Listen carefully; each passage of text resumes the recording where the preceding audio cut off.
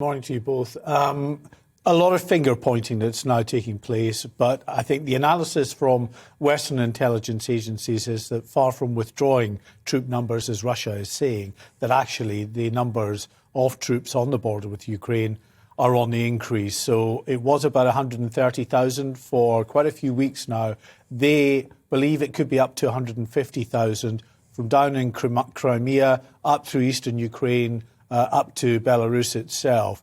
And crucially, Vladimir Putin is now at a stage with his armed forces, so that's ground troops surrounding Ukraine, but also naval assets in Crimea and the Russian Air Force. He is in a position, if he so chooses, he could launch an incursion into Ukraine. Now, we've got to say, from Russia's point of view, they've always denied that that is their objective. If there's a regular set of exercises, they do. But it's very provocative. Now, look, I mean, we know that NATO cannot do anything. We cannot put boots on the ground. We cannot interfere. But if he does make an incursion, what is this going to do to the stability of that part of Europe? Well, it's the stability of that region, you're right, which will be under severe jeopardy. That is why you're seeing now the UK doubling the number of armed forces in Estonia, a NATO ally.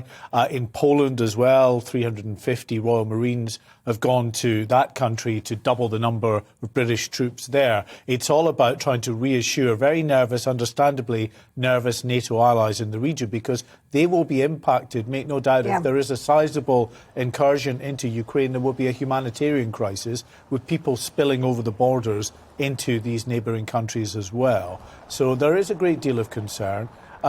What Vladimir Putin is trying to gain from it? Well, of course, he doesn't want Ukraine to join NATO in the first place. I'm not sure it ever was going to be joining, not for a very long time.